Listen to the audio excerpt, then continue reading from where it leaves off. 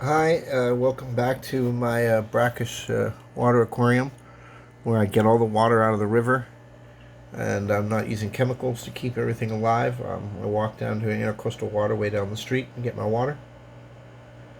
Um, I was going to show you a video today on how I walk down and catch the fish and get the water.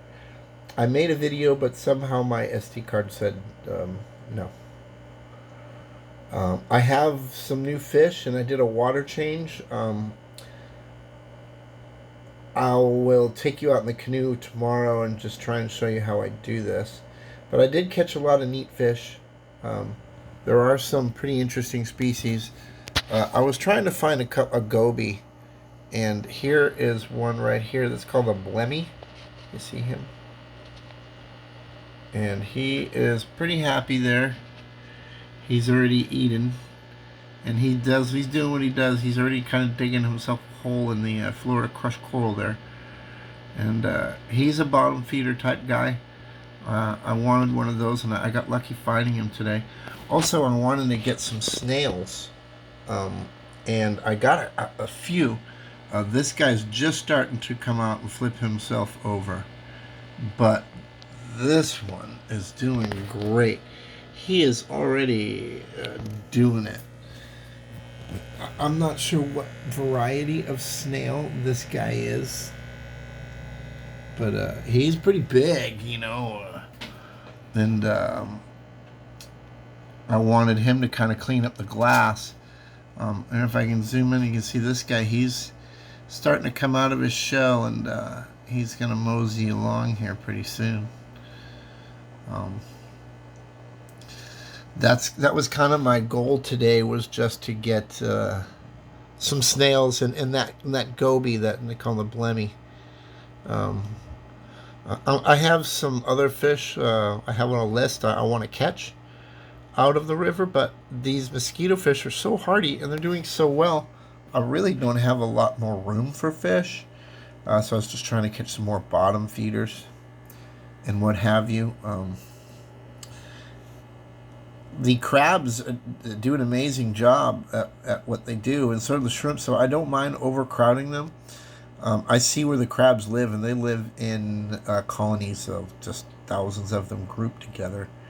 So the dozen or so I have in here really should not be a problem with each other, anyways. They have enough to eat, and they don't seem to attack anything, eat anything moving. They'll nip it out of the way if it's, in front of their home. But other than that, if anything falls to the bottom dead, they swoop on it real quick. They're very fun to watch. Actually, of all the fish in here at the moment, the crabs are very interesting. They're always up to something. And there's a few different varieties. Um, you know, uh, One of the crabs I'm trying to catch is the decorator crab. I don't have one of those yet. Um, I'm not sure of the little varieties of crabs I have at the moment. Of course, they're like little fiddler crabs, but there's a few different types. One's like a rock and crab, but I do have a few different types of species of these flounder. Um, you'll see one off to the left and to the right of that white piece of coral. Uh, there's quite a few of them in here now. They're very small, from very tiny size to, I've got some ones that are over the size of a quarter now. And that's pretty much what's going on here. Like I said, I just did a gallon of water change today. Um, it didn't really need it, but it's a beautiful day in where I live, and it's beginning of March, and it's like 89 degrees outside. So I just figured I'd walk down to the river and catch some fish and make a video for you. I'm going to try and do this again. Like I said, this is going to be a common occurrence. Whenever I catch fish, I'll take you with me, and out in the canoe or just by the shore, whatever I do, and I'll show you how I actually get them.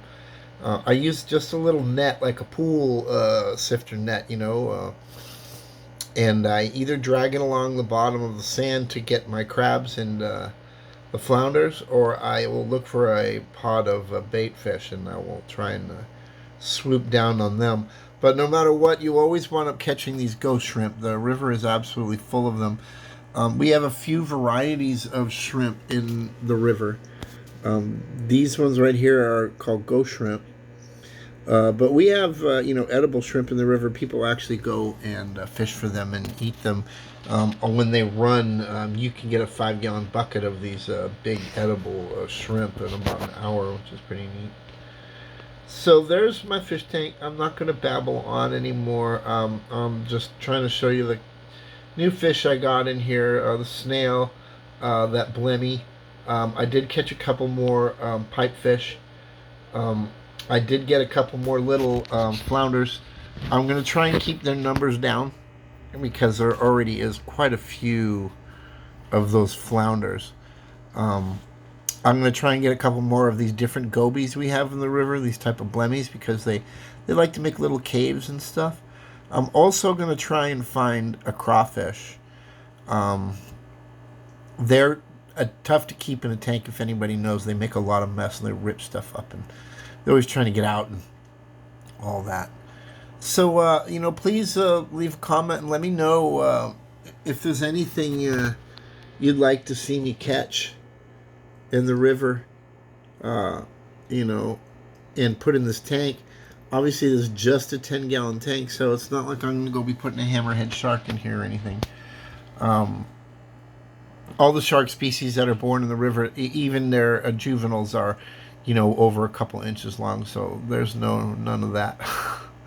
But there are some pretty neat fish, and I just started this, so this is an experiment, and I would like to get some kind of fish in here. I'm sure someone would like to eat all these shiners and all these mosquito fish, so we'll try and get a hardy fish in there that likes to have some fun.